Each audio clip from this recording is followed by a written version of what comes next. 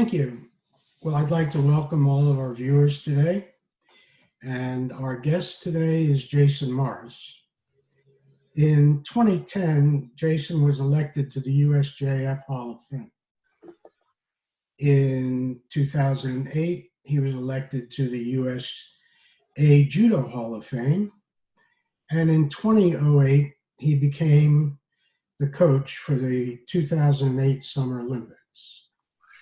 So what does it take to get recognized by two Hall of Fames and become an Olympic coach? Over a period from 1981 to 1999, Jason won 13 international gold medals. Mexico International, 2 at the Quebec Open, 3 at the New York Open, Junior Pan Ams, Pan American Games, Pacific Rim, Australian Open, Ontario Open, Czech Open, and the list goes on. 3 open tournaments in Colorado Springs. In addition to that, amazingly, he participated in 4 Olympic Games. And not surprisingly, due to his skill, technique, and ability, he won a silver medal at the 1992 Summer Olympics in, where was it? Jason, where was it? Spain. In Spain, thank you. Sorry, wasn't on the list. So with that distinguished background, I thought it entirely appropriate to have him participate in our podcast and interviewed by Mr. Rob Riley. It'll be very interesting to see the questions and answers that come up. And I want to thank Jason very much for participating in it. Thank you, sir. Rob?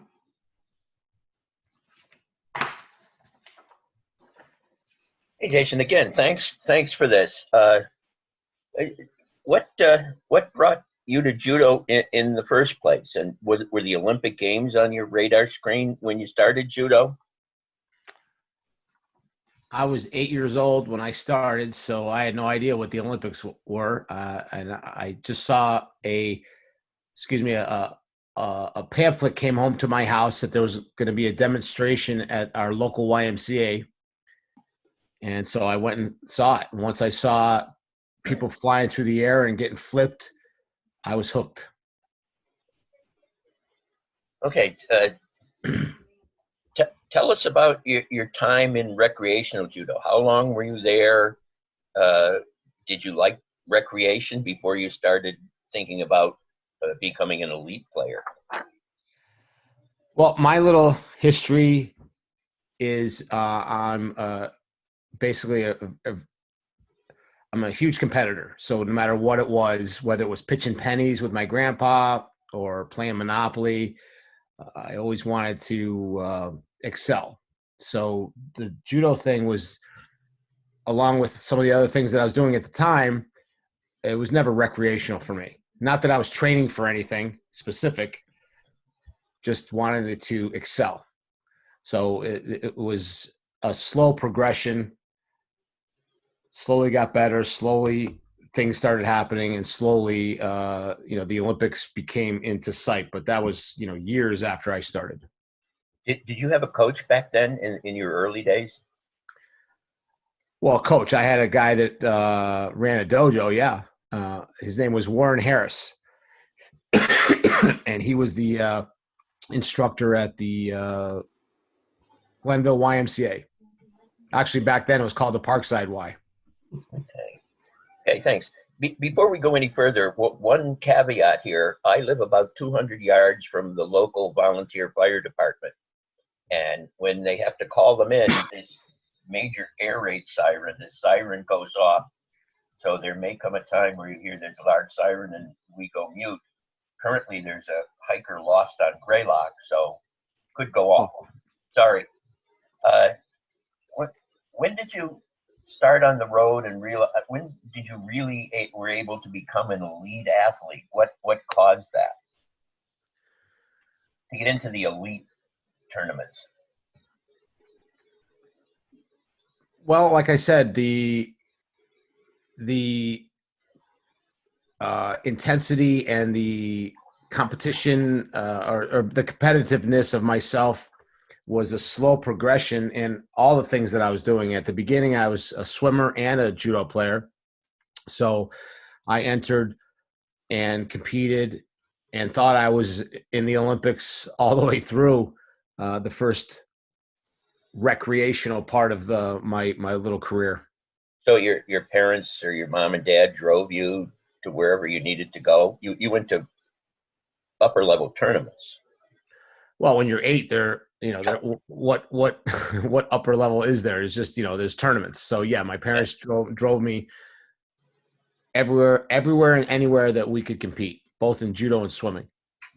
So you were you in any other sports? Judo, swimming, anything else cross your path? A ton of things crossed my interests, but nothing crossed my path to do organized. Swimming and judo were the things that I did, and I enjoyed tons of other sports. And I wouldn't say I was cross training, but now you could say I was cross training because I played tennis, I played soccer, football, basketball, all kinds of ball sports, ping pong, a shot pool, you name it. If it had a ball, I was or I rode my bike a lot, all kinds of activities. Yeah, I'm not sure how to weave it in, but at some point you went to Syracuse on a full wrestling scholarship, and somewhere either before, during, or after, you became a very elite judo athlete. So can you tell us a bit about those times? Well, the elite, I guess we don't have to use that word. I mean, basically, it was a progression. I did tournaments and started winning some stuff, and then those tournaments led to other tournaments. And the next thing you know, all through my teen years, I kept improving. I ended up dropping swimming when I was 13, so then the judo became more in the forefront.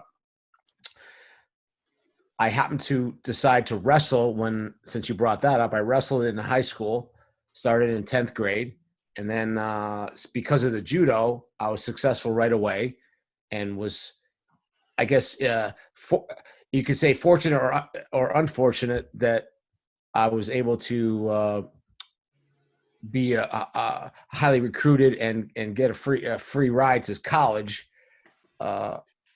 You can look at that a couple of different ways because, I mean, I was on my path to become an Olympic judo player. So what was the point of wrestling?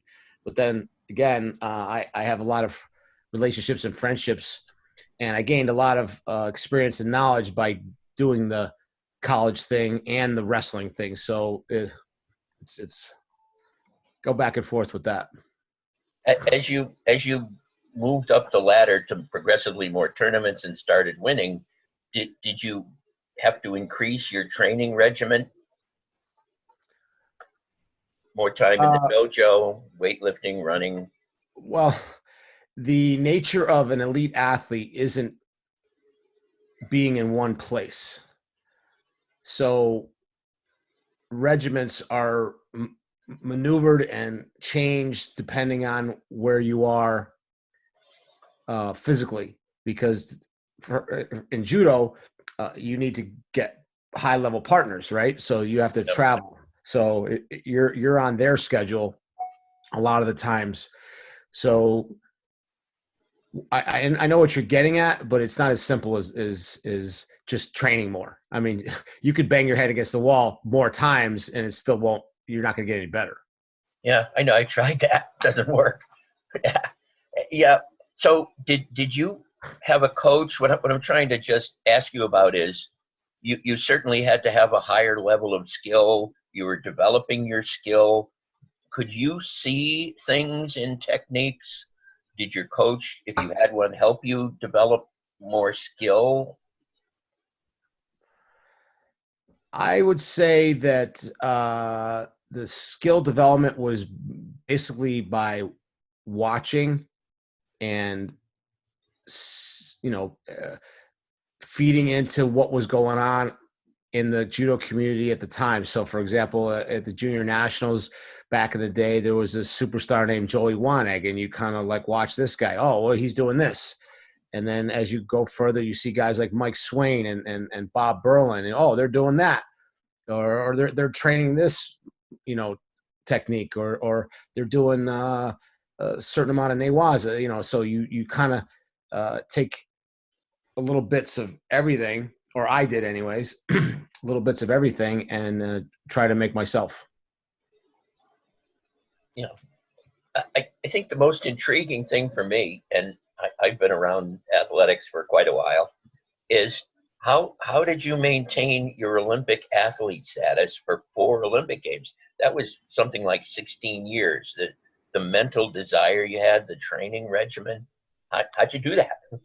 Well, first of all, you have to have the hierarchy of getting something done is desire, right? Yeah.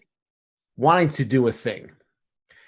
And then for me, the spice of life is excelling in something. So, and then chasing that down till it's you can't go any further, as a competitor. So for me, it turned out to be judo. So once I went to the Olympics once, I was hooked on doing that as many times until my body broke. So you have to enjoy and have to understand that it's a long, grindy process, and you're going to have tons of failures every day, every practice. But there's going to be moments where you have successes, and that drove me to the next day. So you have this long range. So every quadrennial, okay, the Olympics are in 4 years, but your regiment doesn't stop, and you don't just start right before the Olympics, right? You have to be in the gym, in the dojo, watching video, talking judo, in your head, figuring out ways to get better all the time, every day. And you have to enjoy that. So were you physically close to the upper level athletes as you moved up? Did you have to physically move from Glenville to somewhere else to be close to those people? Well, for me, it was more of unfortunately, there was no. I mean, Mr. Bregman can attest to this. Even back in the day, if you're a good middleweight, you don't have a lot of partners in the States. Even at our best times, you could probably put together maybe 8 to 15 guys, maybe in the whole country, if you all live together. But that's absolutely impossible because of the size of our country. So the problem with us is there's not enough quality training partners. So we continually had to bounce around all over the world. Now, in Bregman's time, his option was Japan, and he spent a ton of time in Japan. I was fortunate enough that you define all that, or you not define, you refine what your predecessors did, because by the time it came to my day, there was a lot more places, and you could get your hands on the guys you were going to compete against. It's like, for example, right now, if you're going to tell me just go to Japan for 6 months, that's not going to get it done, because you're going to maybe face the one Japanese guy that you fight, maybe if you go to his university, but you got 100 other guys that you got to beat. So you need to be in Europe, South America. You need to be touching those guys all the time. So for me, I spent a ton of time all over the world with training blocks, and then competing, and then going to camps in between those. So I was so the point was I was conscious of being able to refine what the guys like Bregman did early on, and touch all the players that I would compete against. And hopefully that's the way I coach. That's the way I coach today. It seems that you were your own best coach. The things you said from day one, you analyzed, you looked at other players, you saw what they were doing, you were physically talking to other people and watching. That seemed to be how you coached yourself, but did you have a coach ever? Someone who helped you along and moved you up? Or were you it seemed to me you were your best coach. I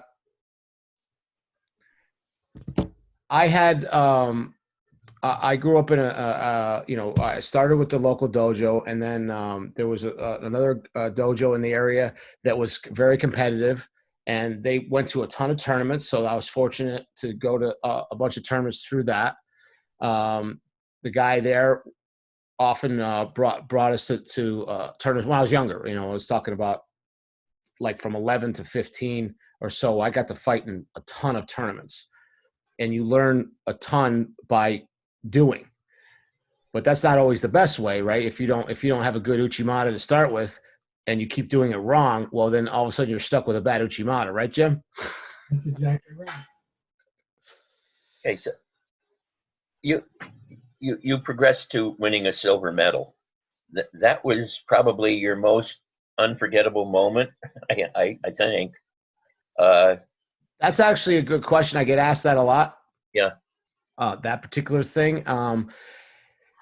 It was one of my greatest moments, but it was more of a relief at that moment, at that time, than it was a victory, because I had already if there was a ranking system back then the way there is today, I mean, I was probably in the top 5 for the good 5 to 6 years, and I just didn't get that big win yet.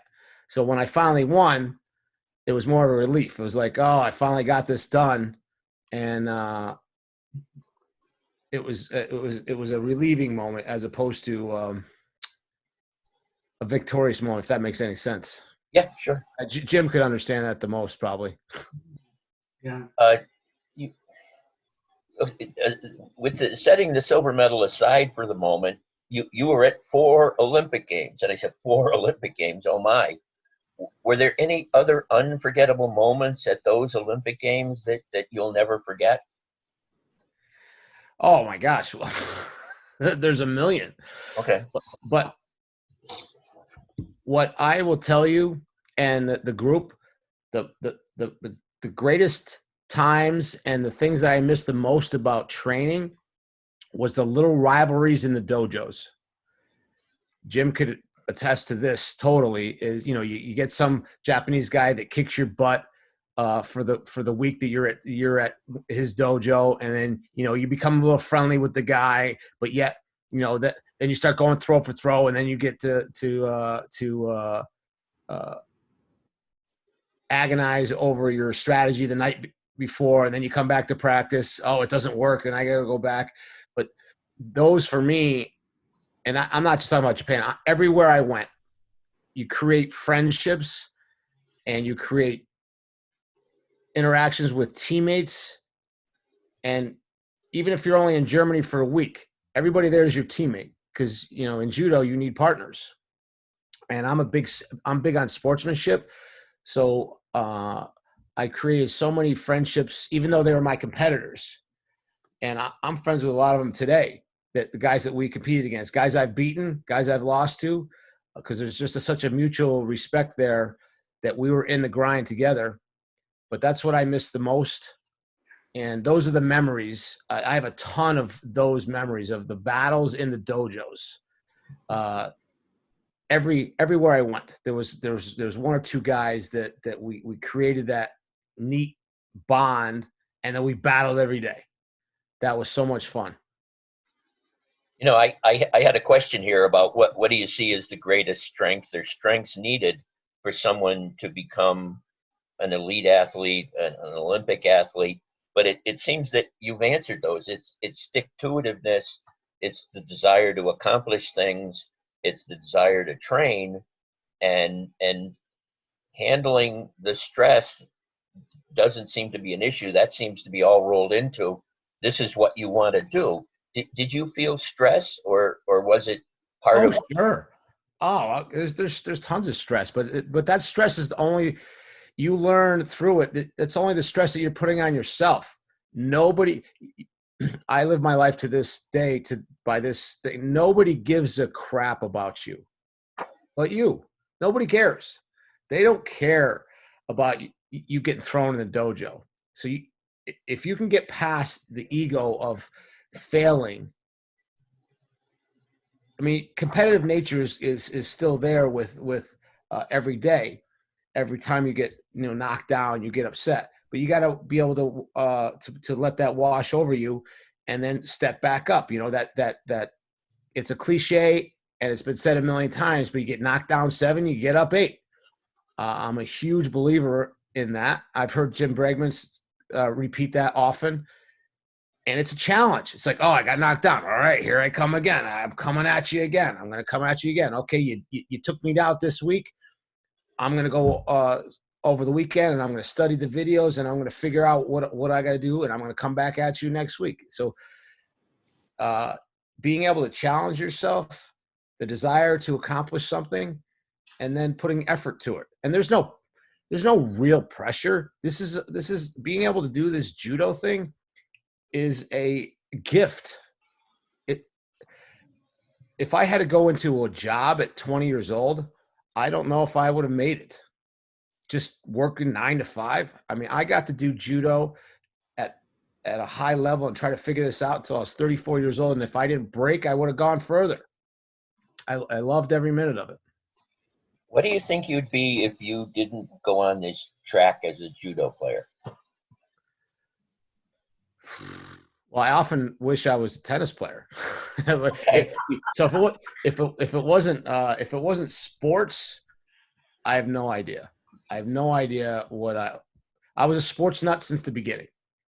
Sports, rock and roll, and girls. That's all I care about. Okay. Well, you have all of those now. I saw a picture with Gene from Kiss. Boy, he's a big guy. Yowie. Well, he's wearing probably in that picture he's wearing probably 4-inch heels. Oh, okay. After your Olympic career as an athlete, you became a judo coach. What were your responsibilities, and what did you do as an Olympic coach for the athletes, for the team? Tell us about that. Being an Olympic coach or being a coach for my program? No, being the Olympic team coach. Well, again, only Jim would understand this. The Olympic coach thing is really a babysitting gig. In all across the board in all the sports. Unfortunately, it's not a situation where you're taking a bunch of players that you've worked with for 4 to 8 years, and then you're their coach at the Olympics. Basically, they take you, and then you know they're not all your players, because a lot of the coaches that get picked for these Olympic staffs aren't even part of don't have a club. Like Jim, your coach was Yoshi, right? So, I can't. Somebody needs to mute, please. Lower left-hand corner of your screen is the microphone. If everybody could mute. Jim, can you hear me? I can hear you. But there's some kind of noise. Yeah, you hear that noise? I don't know what that is. So, but That's Sherwin.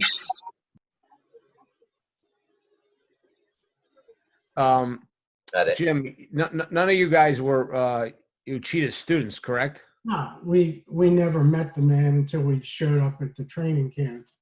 There you go. And this, most people don't Jim's breaking up. He had no idea what we did or how we did it. Right. So, and then how much interaction did you have with Mr. Uchida from the time that one camp till the Olympics? Really not much. We just went about our normal training program, and we all did what we needed to do to get there. Right. So it's pretty much the same today. And that can be a good thing, because someone's got to take you to the Olympics, right? Someone's got to be there. But to change what you did and what you've been doing, that's just not Yeah, that doesn't work. So the best coaching advice or the coaching attitude when you get named as the Olympic coach is basically stay out of their way. You know, you're there for whatever they need. You do the best you can to give them any support they pop, and if it's getting them water, it's that. But you know, you're not a huge impact on those players unless, again, like for me in '08, I only had one student on the team, so I worked and I had worked with a couple others, so I was able to help them to a degree, right? So, and then some of the others that were basically, I mean, I was there for everybody, but some didn't want my help. You know, I didn't force them to jump in and out of windows when that's not what that's not what they did normally. So my point is that the Olympic gig, it's a little misunderstood, I think, from the public's standpoint. Jim understands completely what that is. It's really, you know, you're holding space. Right. Right. It's an administrative support role. Correct. Okay, thanks. So now you are running Jason Morris Judo Center in Glenville, New York. Can I assume people who come there, and I've been in contact with them, they're there 24/7. They want to move up. They have a desire. Can you tell us, for the people who are here who don't know about a residential judo center or yours, can you tell us about what's up there? Why should you go there? Well, the main pitch for us is that I'm there every day, and we do judo 9 times a week at a minimum. Not every kid that comes can do that because some have to work, some have school, but we do so much judo and so much technical work because the main thing to get improved for when you go from a local dojo to here, the first issue is the workload. Most aren't used to getting right, Nicole. You can, Zach, you can attest to that. Is you know, in your local dojos, you know, there's a lot of great instructors out there, but they're not geared basically to be a professional. They can't offer judo every day. They can't offer you the partners. They can't offer you the elite expertise to learn all the techniques. So the workload can be overwhelming at first, right, Nicole? She's still getting used to it. Yes. So you've given us a lot of great insight into evolving as a judo athlete to an Olympic level and everywhere in between. Is there any other advice you'd give to grassroots coaches, recreational coaches? I don't want to demean any of that. To come in twice a week. Without grassroots, we don't have Jason Morris. We don't have Jim Bregman. We don't have Nicole. They got to start somewhere. These guys are way more important than I am. There has to be feeder programs everywhere. There's the advice is get out there and open clubs. Yeah, I mean, everyone has value. I don't care what your level is. Get involved. Get involved in open clubs. Okay. Let me worry about meeting you later, 10 years after a kid like Nicole is ready to try and become something more. Then my place would be an option.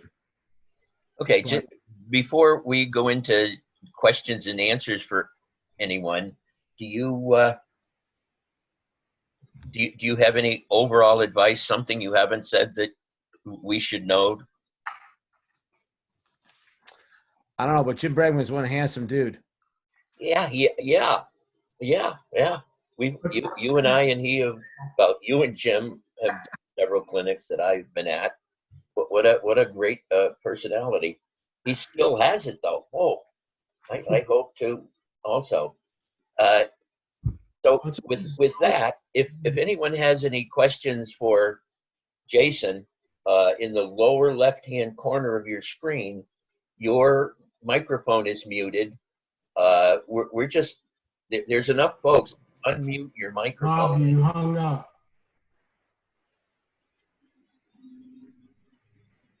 Go ahead. That's a funny face. Look at his face. Yeah, Rob. Yeah, can you hear me?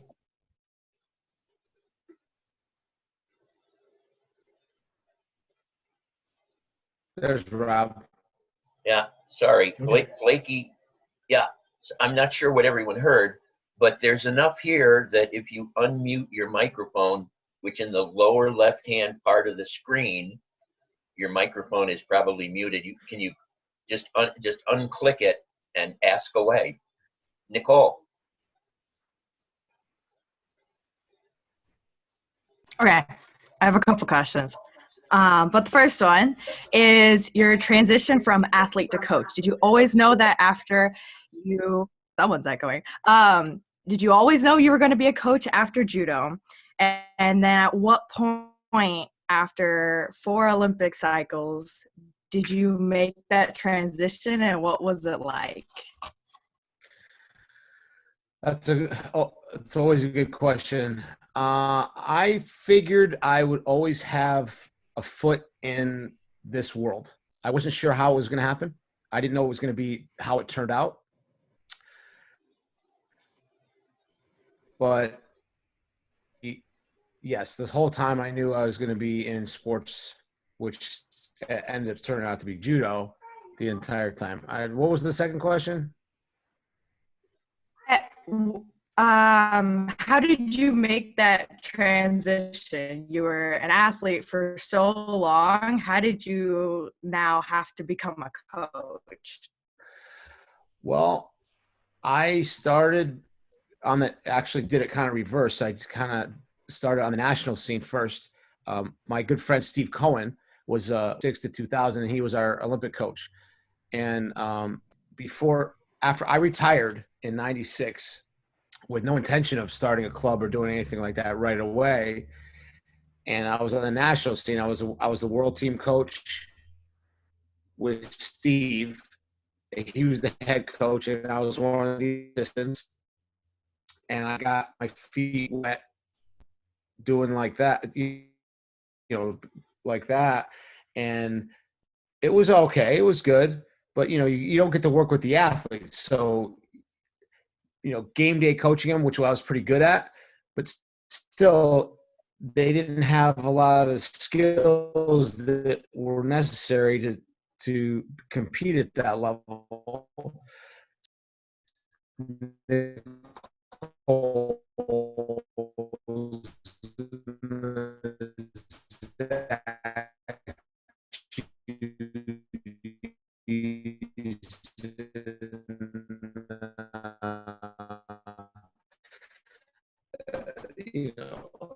slew of other kids, creating them, providing them what I didn't have. I mean, that's always our goal, right, Jim? Was creating. I had what you didn't have, and then my kids have what I didn't have. You stand on the shoulders of the past. Stand on the shoulders of the past. And as you know, this has nothing to do with the question, but I am a huge history guy and a huge